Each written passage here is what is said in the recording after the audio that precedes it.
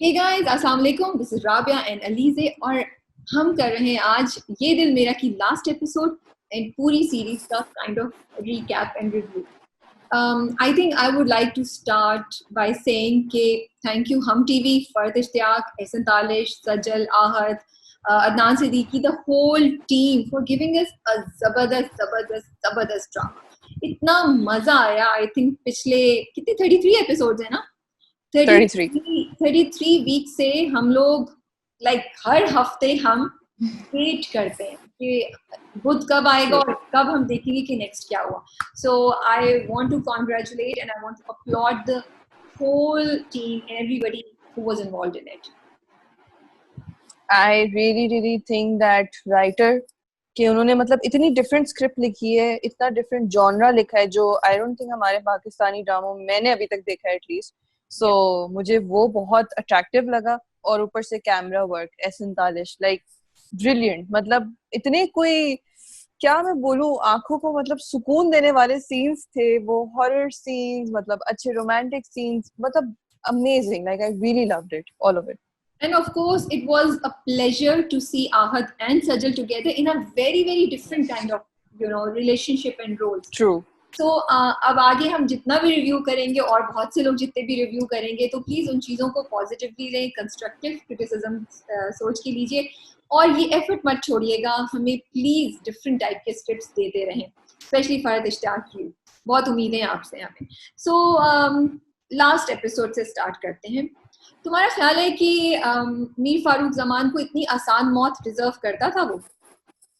बिल्कुल भी नहीं, बिल्कुल भी नहीं। लाइक मैंने आपसे डिस्कस किया कि एक अलग पॉइंट है जो हम बात करेंगे इस बारे में, लेकिन देखिए मौत तो मतलब सब खत्म ना, मतलब that's the easiest escape that I think. मतलब अगर किसी को कुछ समझ नहीं आ रहा होता है एंड उसको लाइक मीर फारूक के लिए भी हर चीज खत्म हो गई थी, नूरे जान को सच पता चल गया, हर चीज खत्म हो गई, तो इट्स लाइक अच्छा अली बख्श मुझे मार दो, that's the easy way out. मतलब फॉर मी आप जेल में सड़ो, मतलब वो टॉर्चर देखो, जिंदगी गुजारो, मतलब उस पेन के साथ कि नूरे जान आपकी नूरे जान आपसे अगेंस्ट है, वो टॉर्चर जो होता है ना, I just wanted him to feel that. लेकिन जो दूसरा एंगल है मुझे फिर वो भी याद आता है कि मुझे एक बात ये बहुत अच्छी लगी कि they wanted to show how Mir Farooq was like कि मैंने तुम्हें ऑर्डर दिया था ना कि तुम नीलोफर को मारो, जिस तरह अली बख्श को बोल रहा होता है, और बोलता है मैं ही तुमको बोल रहा हूँ मुझे मारो, and Ali Bakhsh is like नहीं लेकिन बट वो मारता है और वो बोलता है मुझे यकीन कि नहीं मुझे माफ कर अली बख्श ने मार दिया। आई वाज थिंकिंग कि अली बख्श नहीं मारेगा बिकॉज आई एम सॉरी, मुझे तो बहुत ही इलॉजिकल लगा कि कोई इंसान आपको कह रहा है मुझे मार दो। भाई क्यों मार दो, तुम कहीं भाग जाओ, कहीं गायब हो जाओ, रोको। They want to show that ना कि उसने मतलब हमेशा से अपने मीर फारूक की सुनी है, चाहे वो कितना भी एक्सट्रीम वो कमांड क्यों नहीं दे दे। That's what I think. हाँ, ये मुझे थोड़ी सी रियलिस्टिक नहीं है। You're probably right, but yes, realistic नहीं, और मुझे नहीं समझ आई। I would have really liked to see Mir Farooq के उस दर्द से गुजरता जब ऐना उसको जिंदा रहता और देखता कि ऐना कैसे उसके साथ नहीं और कैसे उससे नफरत करती है, वो तो डेफिनेटली आई फील कि ये चीज एक बड़ी मिसिंग थी, इस चीज में। खाला जान कहाँ चली गई? मतलब 3-4 एपिसोड से हमारा दिमाग खा के पका के खाला जान चली थी, जिस वक्त खाला जान की मतलब वो मतलब आई तो ऐसे थी जैसे ना कि मैं अपनी बहन के सारे बदले लूंगी, मैं एंड वो गई ऐसे कि हमने ये क्या था। भाई लोगों, जब आप लोग पूरी टीम, जब आप लोग इतने उनके जो 4 आप एपिसोड्स में आपने उनको बार बार रिपीट कराए उनके डायलॉग्स को, उनके सीन्स को, तो 5 मिनट यहाँ भी दे देते ताकि एक लॉजिकल एंडिंग हो जाती हर चीज की, जब एक चीज चली रही थी तो वो थी। अच्छा, अब किस टॉपिक पे बात करें? हमारे पास तो बड़ी लंबी लिस्ट है जो हमने इंटरेस्टिंग चीजों की बात की हुई है, but I think let's finish the last episode first, फिर हम एंडिंग और हम उसकी बात कर सकते हैं ओवरऑल उसकी। सही है। अच्छा, वो जो है जिसमें ऐना जो है रो रही होती है जब अमान आता है उसके पास, घर पे, घर पे आता है। हाँ हाँ, एक तो मुझे लगा 1 महीने का टाइम बहुत शॉर्ट था फॉर एना टू रिकवर, एक चीज वो मुझे लगी। लेकिन आई लव्ड दैट सीन जब वो खिड़की से उन्होंने जो कैमरा लिया है और वो देख रही है उसको और वो रो रही है, ऑफ इट रियली, एक तो शी लुक्ड सो प्रिटी, इतनी प्यारी लग रही थी, आपके दिल को कुछ लाइक सैड सैड था वो बहुत ज्यादा। एंड आई फेल्ट, मेरा दिल था कि वो भाग के जाके उसको शायद रोक ले। या what did you think about that scene? I think एक तो पहले तो 1 महीने वाली बात was a little weird for me too, because see 1 महीने में आप ये दिखा दे कि वो थोड़ा सा रिकवर कर रही है, बिकॉज वो बहुत कुछ एना ने फेस किया है एंड इट वाजंट जस्ट एक रात की कहानी, इट वाज लाइक बचपन से इसका चला आ रहा है।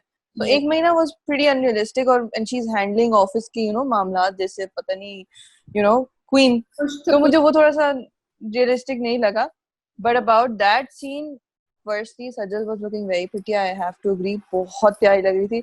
और वो जो मतलब उसका एक क्लोजअप लिया हुआ था जो वो दरवाजे पे रो रही थी, I was like, यार just go for it, because she was looking exactly like hug him, it's okay. Exactly, like I know that she was sad, she was crying कि मतलब उसको अफसोस था कि वो अमान को इस तरह नहीं देख सकती थी, और अमान जो वर्ड्स बोल रहा था कि ये मेरा इसी तरह मैं शायद भर रहा हूँ, अपनी गलतियों का अजाला कर रहा हूँ समथिंग, तो मतलब एना could feel pain for Aman as well, but वो यही था कि नहीं मैं कंट्रोल कर रही हूँ, मैं नहीं जाके बोलूंगी तो वो मुझे ऐसा होता था कि यार गो फॉर इट या जस्ट टॉक। तो मुझे वो सीन स्टोरी वाइज मुझे ये हो रहा था कि यार बस एक बात तो कर लो ना एक दफा, जैसे मैंने आपको कहा इन दोनों के बीच में क्लोजर नहीं हुआ, क्लोजर नहीं हुआ, कोई क्लोजर नहीं था, बिकॉज वो मिल ही नहीं रही थी 1 महीने से उससे, जैसे बुआ जी भी कहती है कि 1 महीना हो गया वो रोज आता है, तुम नहीं मिल रही उससे। और जो दरियाबाग में भी वो मिले थे, शी वाज लाइक तुम अपने रास्ते मैं अपने रास्ते, and there was no closure honestly. वहां पे ट्विटर पे भी मैंने देखा है ना, आई आल्सो फेल्ट वो डबिंग में क्या मसला था यार, वो आवाजें पहले तो मुझे लगा शायद एना की जगह किसी और लड़की को खड़ा किया, बट व्हेन शी टर्न्स तो वो एना ही होती है। उधर तो डबिंग बहुत ज्यादा खराब थी इट, एंड वो पूरे जो सीन का इंपैक्ट है वो वी लॉस्ट इट बिकॉज़ आवाज है हालांकि वो डायलॉग अच्छे थे। अच्छा उसके बाद जब वो बेड पे बैठा होता है हॉस्पिटल में, उफ कितना उस वक्त अमान इतनी संगदिली से उसको बोलता है कि मैं एक बात कहने वाला हूँ तुम तैयार हो जाओ, like he has no sympathy for Ana. वो मुझे बड़ी थोड़े अफसोस भी हुआ और मुझे थोड़ी अजीब सी लगी, बिकॉज आई थॉट कि अब तो अमान शुड बी फीलिंग, पहले भी फील कर रहा था तो अब तो और भी फील करे, he has lost everyone in her life and मुझे उस वक्त वो जो एना की सजल के जो एक्सप्रेशंस हैं बेड पे लेटे हुए, I found them best. I felt she was so natural and so good. I just loved her expression जब वो बेड पे लेटी होती है और जब वो अलग तरीके से रोई कुछ, like I haven't seen her cry like that उस पूरे ड्रामे में, मतलब वो बिल्कुल अलग रोई थी hospital. It had more impact on me this crying than the last episode से वो चीखना चिल्लाना वो सब था, मुझे ये वाला बेड वाला सीन ज्यादा मेरे दिल को कनेक्ट। और चीज मुझे अच्छी लगी कि उन्होंने एकदम से नहीं दिखाया कि वो बस अपने बाप के अगेंस्ट हो गई, उसने डिस्पाइट कि फारूक ने ये सब कुछ किया है, एना का बाप है ना तो वो रोती है, exactly. I love this small part because ये एक नेचुरल चीज दिखाई है जो भी था तो बाप था उसकी तो सारी जिंदगी उसकी वो चीजें भी याद कर रही होती है। Very true. Like these small things that have been done. It was realistic. It was very realistic because obviously it shows कि भाई बाप तो बाप होता है आखिर after all, चाहे मतलब कुछ भी कर ले, and I'm not like मैं उसको clarify नहीं कर रही उसके actions को or anything, नहीं भाई उसने गलत किया था, लेकिन जब वो मर गया तो obviously एना का ऐसा reaction is very natural. Anybody would do that. और लास्ट के जो scenes हैं कुछ, वो जो पियानो बजा रहा है बैठे हुए और वो घोड़े वाला scene,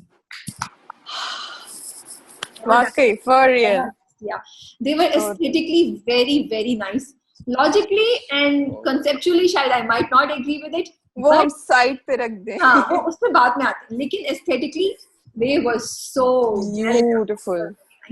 So the thing is that कि I think कि इस तरह की का पहली बार हमारे या बहुत अरसे बाद हमारे यहाँ कोई ड्रामा बनाए तो बहुत जबरदस्त है कि ये चीज की गई है, एंड आई रियली होप कि लोग मतलब आगे भी इस तरह के ड्रामे बनते रहें और करते रहें। लेकिन बहुत जरूरी है अलीज़े कि कुछ चीजों को हम पॉइंट आउट करें और कुछ चीजों को हम देखें ताकि आगे आने वाले लोग अगर कोई सुन रहा है तो वो इन चीजों को देख सके to make it even better. So what you should we cover the part that वो दोनों वॉलंटियर कर रहा है, वो गरीब लोगों के लिए स्कूल खोल रही है. नाउ दैट यू सेड, अब मुझे याद आया कि अमान भी जो है वो बच्चों के साथ बैठा हुआ लंच कर रहा होता है. सो मुझे उस वक्त ऐना ने जब बुआ जी को बोला कि यू नो कि मैं सारी दौलत जो है जमान फारूक की वो डोनेट कर दूंगी फॉर दरियाबाग के बच्चों के एंड ऑल ऑफ दैट, ठीक है, but you know that is not gonna help, you know. मतलब वो जो आपने एक सोच रखा है कि मतलब एक तो मुझे ये पॉइंट बड़ा अजीब लगा कि एक महीने में you just like wrapping up हर चीज सिटी में एंड देन आपको दरियाबाग जाना है. और फिर एक और बात मुझे मतलब बहुत अजीब लगी कि जिस तरीके से वो सोचती है ना that I kind of forgot मेरा पॉइंट, बिल्कुल मैं भूल गई. बट चले, जस्ट टॉकिंग अबाउट दिस वाला, मुझे ऑनेस्टली इसकी इतनी मुझे सही समझ आ रहा है कि हाँ दोनों कैरेक्टर्स को दिखाना चाह रहे हैं कि दोनों यू नो चैरिटी वर्क कर रहे हैं and all of that, which is a good thing, but it does not make like proper sense in here for me. So I want to see Aliza के ये ड्रामा एक writer का है, उस writer ने एक पॉइंट सोच के लिखा है. So I am not going to say कि स्टोरी गलत थी या स्टोरी सही थी. ये एक राइटर की स्टोरी, अगर हर बार हम कहते रहे कि स्टोरी गलत है तो फिर राइटर्स लिखना बंद कर देते, ठीक है. इसी तरह जो टीम थी, जो डायरेक्टर थे, जो एक्टर्स थे, उन्होंने जो किया वो उनकी एक थॉट थी ना. What we can do, we can point out a little bit of things, we can point out different thoughts जिनके बारे में वो लोग सोच सकते हैं फॉर द नेक्स्ट प्रोजेक्ट, ठीक है. तो आई थिंक ये फरहत इश्तियाक की स्टोरी थी, जिस तरह उन्होंने उसको परसीव किया, जिस तरह उन्होंने उसको कंसीव किया, उन्होंने वैसे प्रेजेंट की. और Ehsan Talish helped her translate this from writing into action on screen. Visuals. And a great job they both did, you know, the whole brilliant job. But brilliant.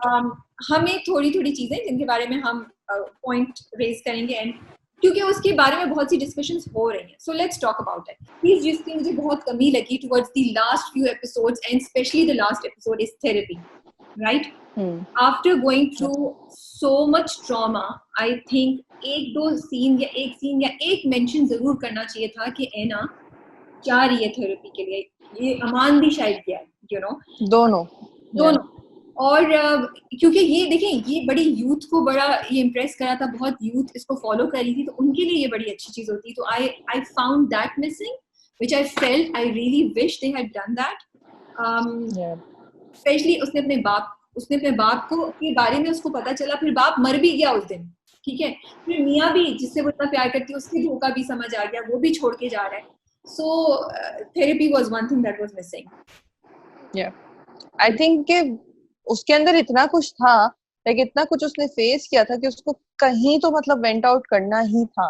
And वो नहीं कर रही थी मेरे हिसाब से. मतलब उसने किसी को भी मतलब हाँ उसने अपने बाप को कन्फ्रंट किया, उसने अमान से अलग बात की, बट एक जो होता है ना वेंट आउट करना, वो उसने नहीं किया. And I feel like the same goes for Aman, because उसके पास कोई नहीं था कि वो जिसको बता सके कि भाई मेरी फैमिली को बचपन में मतलब यू नो मेरे सामने मार दिया था और मैं रिवेंज क्यों कर रहा हूँ. कोई मतलब उससे पूछे तो सही कि वो क्यों कर रहा है ये सब, you know. So I think therapy was needed for both of them. Also देखो, थेरेपी में एक और चीज होती है, सिर्फ ये नहीं कि जिस who has gone through therapy का ये भी है कि वो दोनों एक दूसरे के साथ कैसे रिएक्ट करें, वो अपने साथ exactly. दुनिया के साथ कैसे. तो therapy was one thing that I felt missing. अच्छा, exactly. दूसरी चीज अभी आई थी दिमाग में, पॉइंट निकल गया यार. हम बात कर रहे होते हैं ना, ये चीज चली जाती है.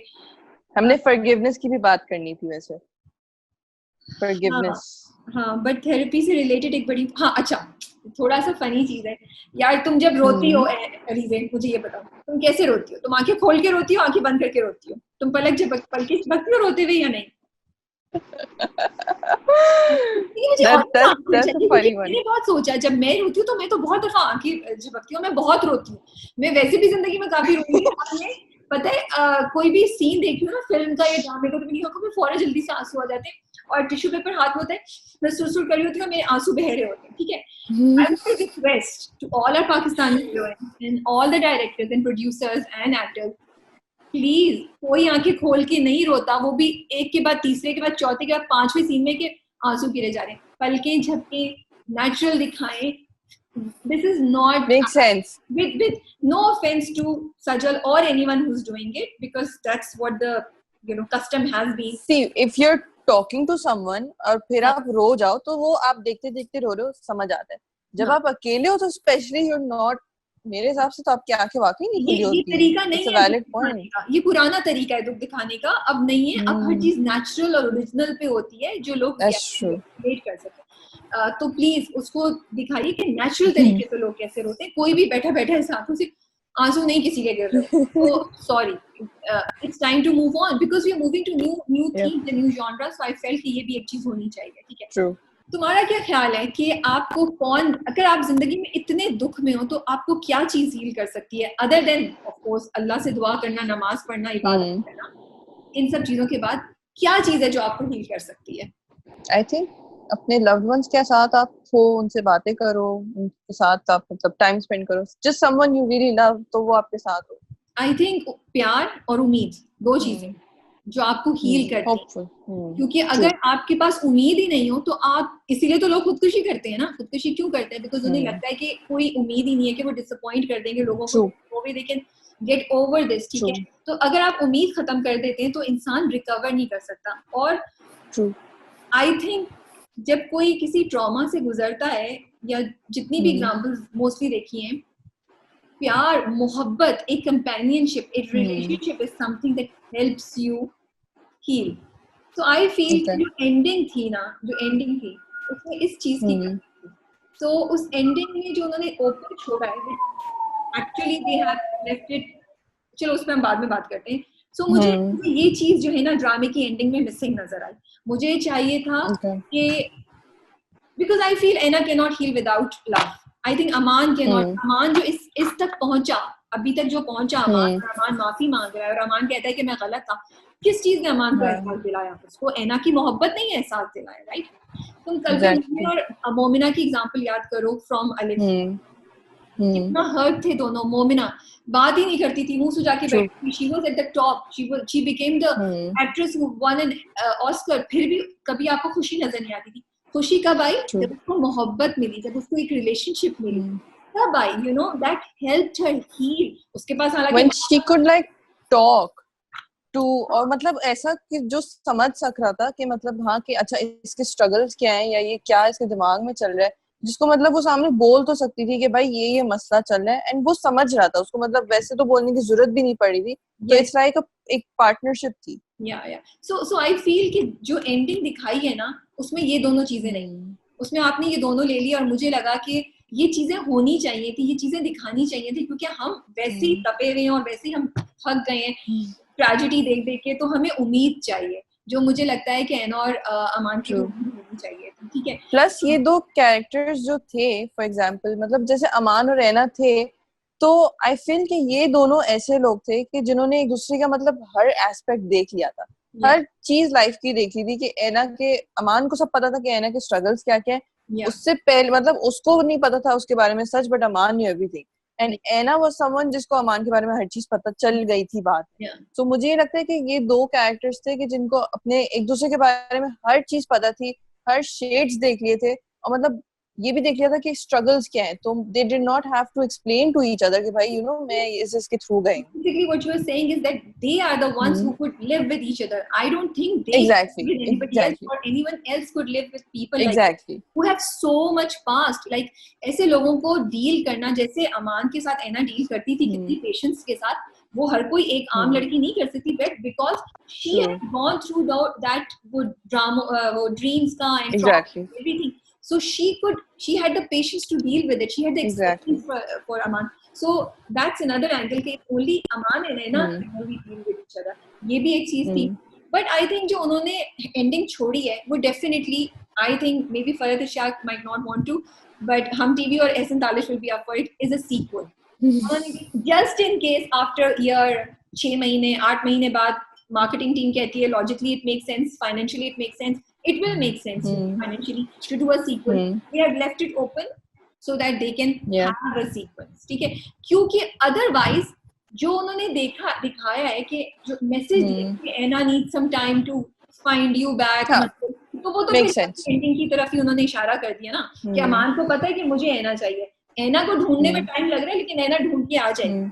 That's what हाँ, और एना ने मतलब बिल्कुल कट ऑफ नहीं किया है. That's हाँ. something that's making me wonder. क्योंकि वो अमान के घर ही नहीं जाती ना. अगर Yeah. अमान ने बोला था कि अगर बुआ जी को चाबी देते हुए बोला था कि अगर एना जाए तो मुझे खुशी होगी, तो it was in her hand कि वो ना जाए. So in a way उन्होंने हैप्पी एंडिंग कर ही दी है. ठीक है.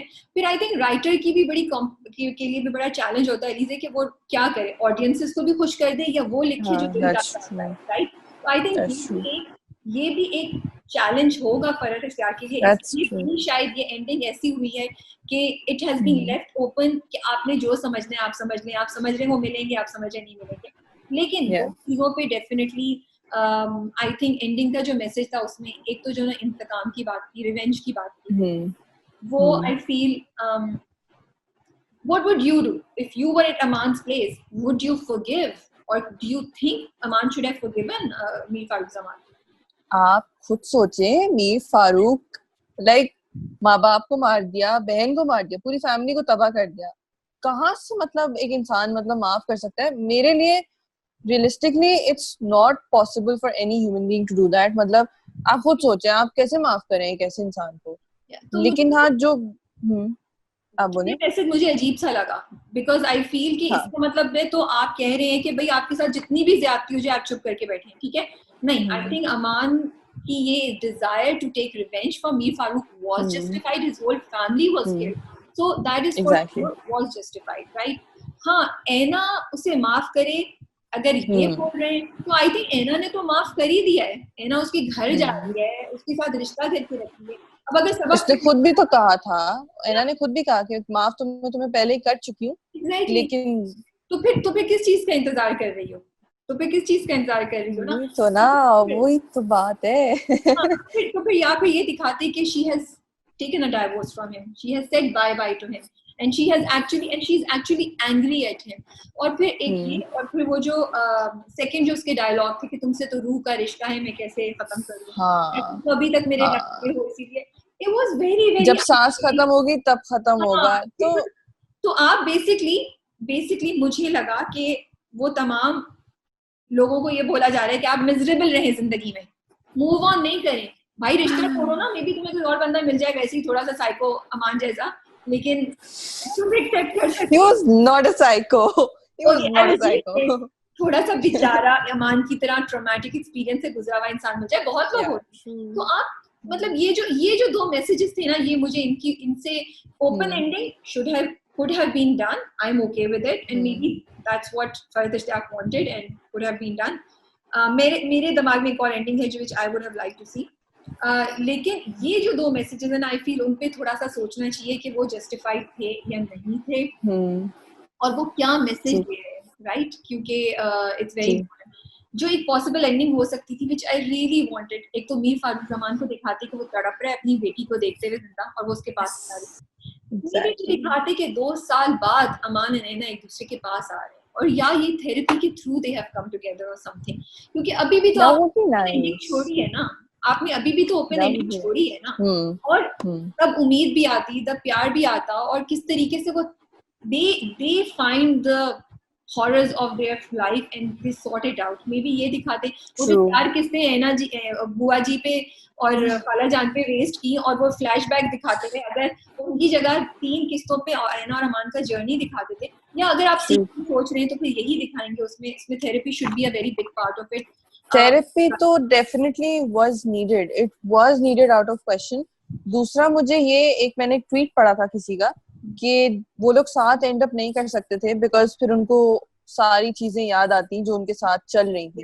आई फील अगर आप साथ नहीं भी रहो तो भी आपको याद रहेगा. मतलब इतना कोई आसान तो नहीं है. इट वाजंट लाइक एक बुरा ख्वाब था कि मैं भुला के बैठ जाऊं.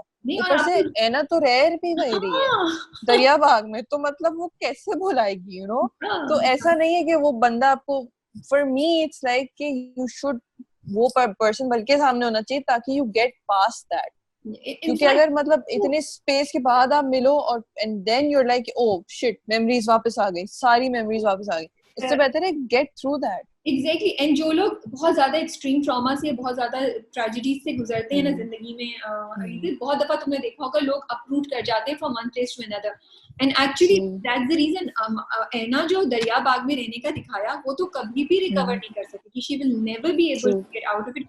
तो वो दुख की एक पोटली में रह रही है, और हम कह रहे हैं ना you are okay to live in दुख की पोटली and this thing is okay. I am sorry, I don't think so. So Ana और अमान दोनों कहीं और शिफ्ट हो जाते, या ऐना कहीं और चली जाती। यार होते हैं, देखो जिन लोगों के साथ बहुत से लोगों के साथ बहुत से ट्रॉमा होता है, and they do recover, but they mostly do start a new beginning, they go in a place जहां पे उनको आई वुड स्टिल से कि आप वहीं पे रहो। मतलब मैं फिर भी बोलूं, क्योंकि वो जिस तरीके से बुआ जी को बोलती कि मेरे माँ बाप की कब्रें हैं वहां पे, आई वुड स्टिल से कि आप वहां रहो, अमान के साथ, मतलब फेस करो, हर चीज फेस करो, you will get past that. Because जितना ऑनेस्टली आप भागते हो चीजों से, उतना ही your like it's an escape which is not positive. अगर वो वापस से चीज सामने आ जाए तो फिर तो आपको it's all back to square one.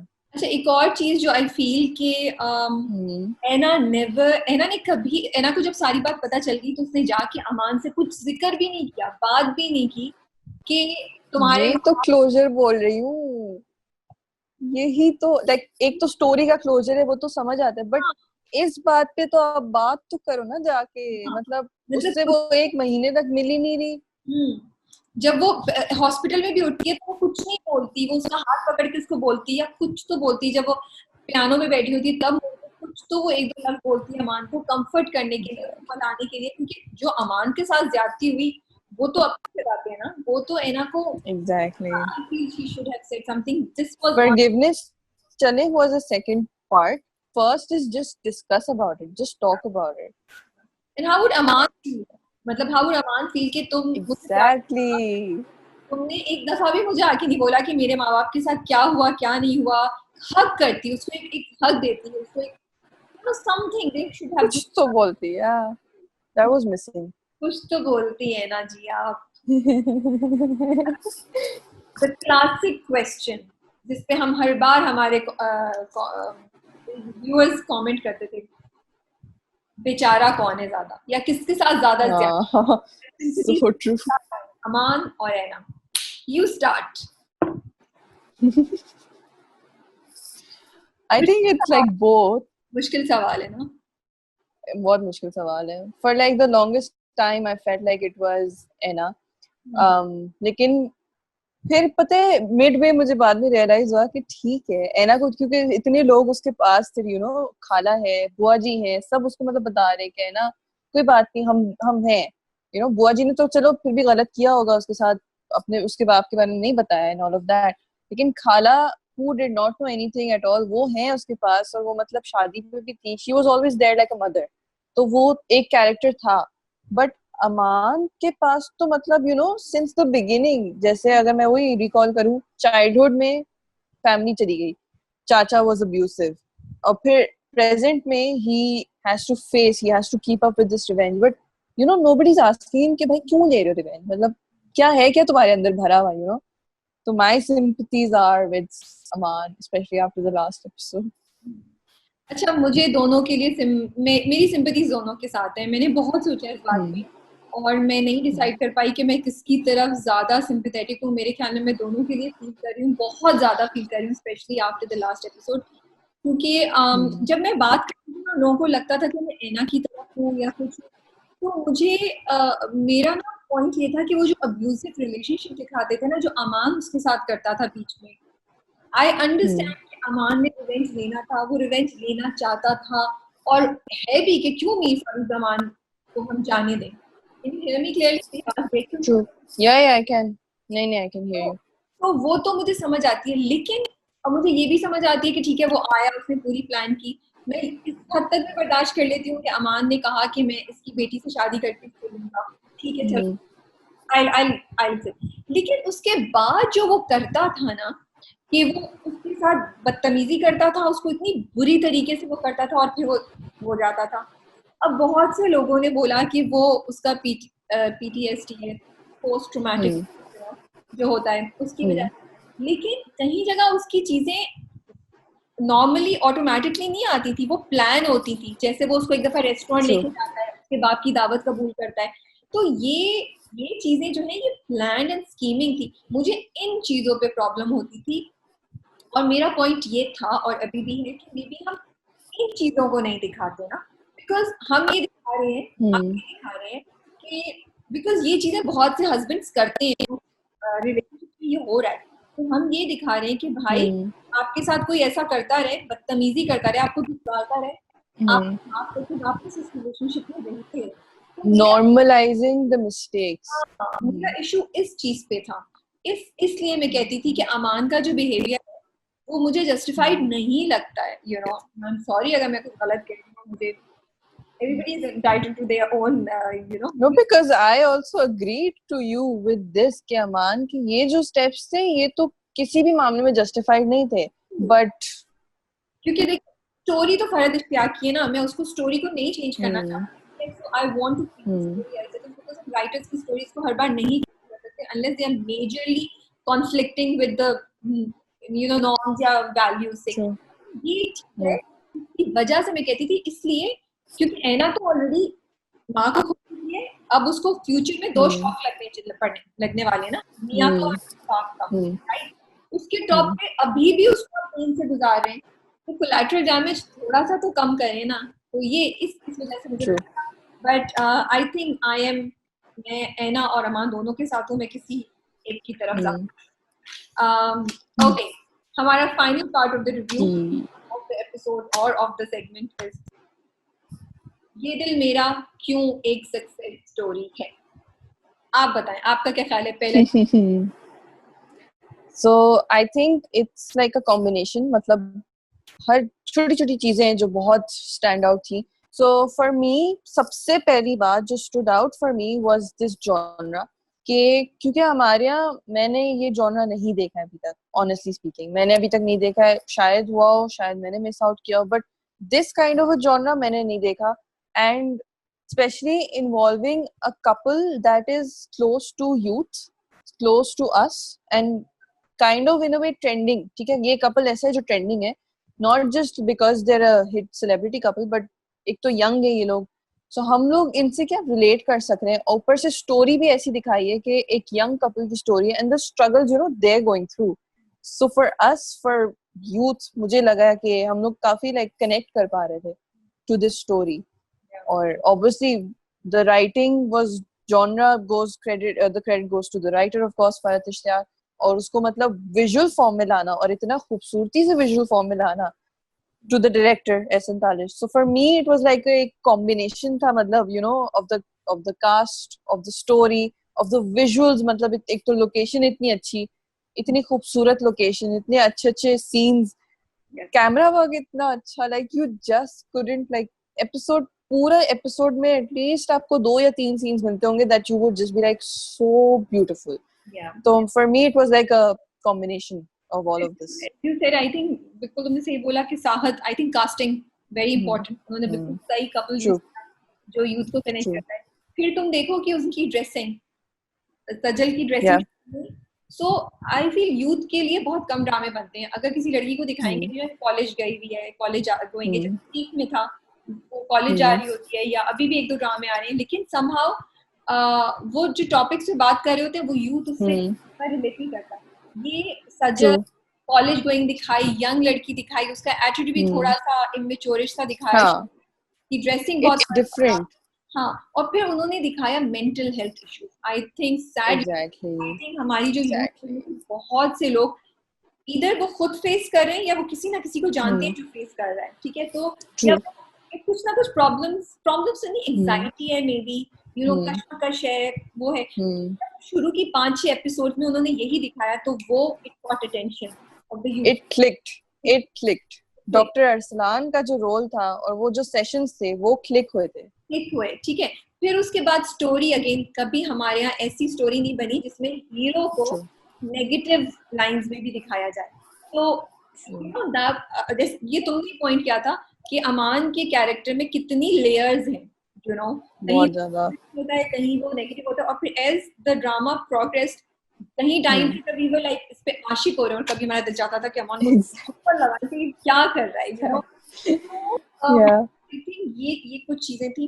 फिर डायरेक्शन तुमने बोला, इट्स राइटर तो लिख देता है, लेकिन उसको आप पर्दे पे कैसे लेकर आए, जो कहते हैं उर्दू में, स्क्रीन पे कैसे लेकर it's very tough, like I can't even imagine. एक तो राइटर का भी आई कांट इमेजिन कि वो कहाँ से शुरू करते हैं और कहाँ खत्म करते हैं। और मतलब एक ऐसे कैरेक्टर्स लिखना, मीर फारूक का भी कोई आसान कैरेक्टर नहीं अगर देखा जाए तो, very tough character. Adnan Siddiqui was just perfect for that role, and Ali Baksh bhi later on became perfect for that role for us. Yeah, true. And Mir fitting, very fitting. सोचा कैसे रखो, और it was like so nice, you know. He used to wear this chain, you know, उनके जो formal shirt है उसके अंदर वो chain नजर आती थी. It would give that, you know, look. हमेशा इतना जबरदस्त होता था, सूट इतना हमेशा जबरदस्त। फिर उन्होंने शुरू के देखो एक दो सीन दिखाए जब वो कितना अपनी बेटी को स्पॉइल करता है, वो बाप बेटी के लिए, और आजकल वही बहुत स्पॉइल भी किया जाता है, सॉरी। वो भी काफी लेवल पे आई थिंक यंग लोगों ने कनेक्ट किया। तो कमिंग टू कैमरा वर्क, जिसकी आप तो सबसे ज्यादा फैन है, आप बताइए हमें 2-3 इंसिडेंसेस, हम जल्दी से मेंशन कर देते हैं, कितना जबरदस्त। ठीक है, सबसे पहले तो मुझे अभी सबसे पहले वही याद आ रहा है जो वो लोग दरियाबाग में अपने रूम्स में होते हैं, एंड जो उनके रूम्स से एंगल्स ले रहे होते हैं, जिसमें हम सब पागल हो गए थे, लिजिट हम सब पागल हो गए थे, जिसमें दोनों रो रहे अपने अपने कमरों से, और जो बाहर से ऐना का भी व्यू है वो बहुत अच्छा था। दूसरा मुझे नीलोफर का एक सीन याद आ रहा है जो नहीं बाहर से लिया गया था, कि पूरा घर नजर आ रहा है, इट वाज एक तो ग्लास का घर, ग्लास के घरों पे जो सीन्स आते हैं विजुअल में, they're so pretty, you just can't help it. और I think ये एक सीन था जो अभी रिसेंटली आया है, शुरू के भी बहुत सारे सीन्स हैं, आई एम सॉरी मेरे अभी दिमाग में वो सारे नहीं आ रहे, बट दे वर ब्रिलियंट। लेकिन अभी जो एक ट्रेन वाला सीन था, जो ऐना बैठी हुई थी, जो उसके हाथ चल रहे थे और जो पीछे से कैमरा आ रहा था, वो वाले सीन्स भी लाइक एक पूरा, मतलब वो जो एक होता है ना कि visually so pretty. I know एक और मुझे सीन अभी से ख्याल आ गया एकदम, हुमैरा एंड नीलोफर जो बैठ के बात कर रहे थे। हाँ, हमें उनकी बातों से इतनी कोई दिलचस्पी नहीं है, लेकिन द व्यूज पीछे एंड द कैमरा जिस तरीके से वो लिया जा रहा है, and like all of the you know छोटी छोटी चीजें बहुत मैटर करती हैं, कि पीछे पत्ते गिरे हुए हैं, या चाय का कप पड़ा हुआ है, या चाय के कप में से एक्चुअली धुआं निकल रहा है। So all of these things actually matter for me, all of this. And going back to casting again, अब क्योंकि तुमने नाम लिया, जर्निश थी, मीरा सेठी थी, यू नो, बुआ जी का कैरेक्टर, खाला जान का कैरेक्टर, फिर वो जो उसकी सेकंड वाइफ थी, so like they took a cast which made a difference, like the character was so important. हम वेट कर रहे थे कि क्या हुआ है हुमैरा के साथ, क्या हुआ है, ठीक है।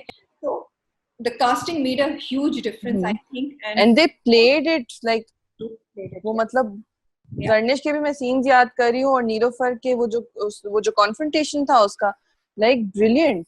और वो दोनों के, मीर फारूक उसको you know he tries to rape her, और उसको सर पे फेंकता है, एग्जैक्टली, और वो जो चीखती है, ओह माय गॉड। और फिर जब वो मीरा कन्फ्रंट करती है, उसको मारता है, and exactly so so the thing is that जो मैंने पहले भी एक रिव्यू बोला, pick up good artists even for the side roles. It was really good. The casting was nice, you know. These people did it makes a huge difference. Makes a huge difference, yeah. अच्छा, अब वही direction की बात आ जाए, I think direction और writing में साथ बात करूंगी। मैं स्टार्ट में एक बहुत ही जबरदस्त, डिफरेंट, वेरी इंटेलिजेंट स्टोरी लिखी है, एक्सपेरिमेंट किया है, I think hats off to her. फिर उसके बाद फरहत इश्तियाक एंड डायरेक्टर एहसन तालिश, दोनों ने मिलके उन्होंने लिखा और उन्होंने उसको कन्वर्ट किया। द आर्ट स्टोरी टेलिंग को जिस तरह उन्होंने प्रेजेंट किया हमें, कि हर बार एपिसोड के बाद लाइक मिस्ट्री पे मिस्ट्री खुल रही थी, और हम लोग सोच रहे थे कि अब क्या होगा, अब नेक्स्ट क्या होगा। लाइक हमें बहुत देर तक पता था कि नीलोफर को कैसे मारा, राइट, टिल एग्जैक्टली हमें नहीं पता बहुत देर तक कि अमान के माँ बाप को आखिर कैसे मारा। So this is I think all of this, चाहे direction 100% perfectly credit must go to the right people for this, which is of course the director and the writer and all the whole of the team. उसके अलावा एक और बात कर रहे होते ना, भूल जाते हैं, भूल गई मैं। I also have to mention जो घर इन लोगों ने चूज किया था, for both जो अमान का घर था और जो इनका घर था, समर हाउस था इन लोगों का, मीर फारूक का, लाइक दोनों घर पूरे वुडन फ्लोर एंड मतलब it was so pretty and मतलब इतने एस्थेटिकली प्लीजिंग. मुझे वही अभी एकदम से याद है कि वो घर भी एक मतलब चूज करना, यू नो, दिमाग में प्रिपेयर करना कि भाई हम यहाँ शूट करेंगे और ये घर इनका है इस तरह.